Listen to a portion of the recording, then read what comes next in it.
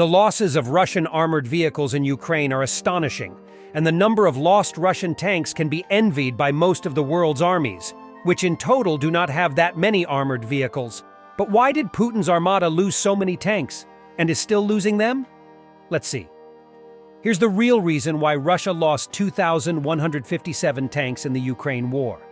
The first things that come to mind are that they don't know how to fight in modern warfare with the tanks they have. Their tanks are not suitable for modern warfare.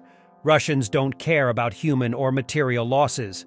At the beginning of the war, it became clear that the Russians were incompetent in using their own vehicles. Normally, they just wandered alone in Ukraine until they ran out of fuel and were abandoned to later be captured by some farmer.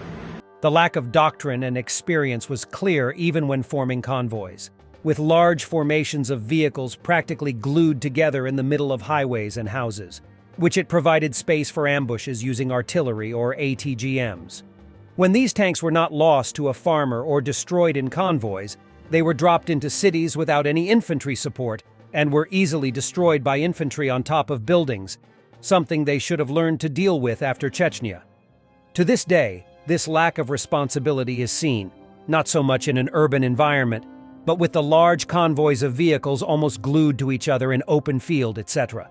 Crews often don't even know what to do to get out of that situation, and many end up dying. Looks like the Russians don't get around these problems because they don't care about losing people or equipment since, in theory, they have many human and material resources. They never cared about casualties, and if 2 million Russians die in this war, they will still make a film. In the final part of the topic is the fact that the vast majority of Russian tanks are not suitable for modern warfare, with serious deficiencies in all major and important areas, such as battlefield management, reverse speed, protection, and situational awareness. A good reverse speed is extremely important, especially for the vehicle to be able to exit from the battlefield without having to expose the weakest part of the tank.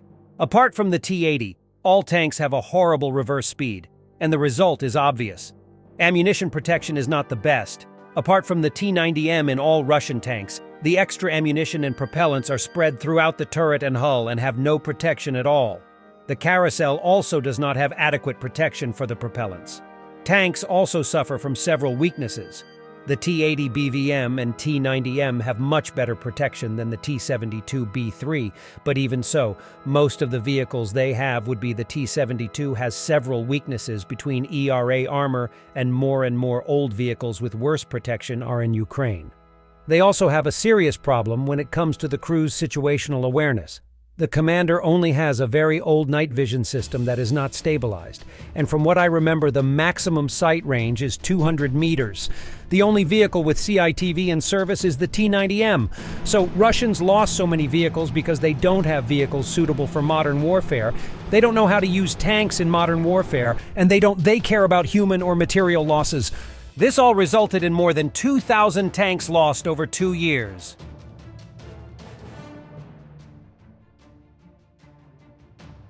More clear satellite images of the finishing quay of the Zalev shipyard in Crimea have been published in the first photo, taken on November 5th. You can see that the Project 22800 ship, code Karakurt, received at least one noticeable hit.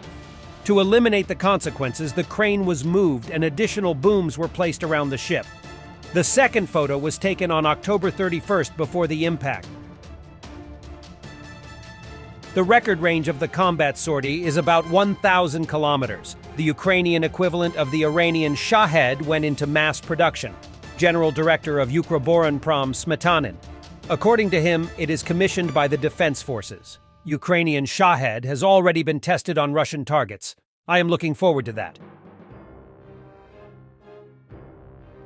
Putin continues to interpret history to prove that the West is Russian enemy. This time, he compared the West and the Horde when Alexander Nevsky, a medieval prince, supported the Mongol rule within his domains. The Golden Horde, says Putin, behaved cruelly, but was still better for Russia than the West. Давайте вспомним то, что происходило во времена, скажем, Александра Невского. Ведь он ездил в Орду, кланялся ордынским ханам, получал ярлык на княжение, в том числе и прежде всего для того, чтобы эффективно противостоять нашествию с Запада. Почему? А потому что ордынцы вели себя нагло, жестоко, но они не затрагивали главного – нашего языка, традиций, культуры, на что претендовали западные завоеватели. И вот это самое главное, потому что если разрушается культура и традиции, и история народа, то народ постепенно начинает исчезать как этнос, растворяться, как снег поздней весной. Вот почему мы так почитаем Александра Невского как святого? Именно за этот выбор. Он думал о том, чтобы сохранить русский народ. Ну, а затем и все народы, проживающие на территории нашей огромной страны. Last night, Russia attacked Odesa with various types of missiles and drones. The building of Odesa National Art Museum, a UNESCO monument, which is 124 years old today, was seriously damaged. Missiles hit the city center.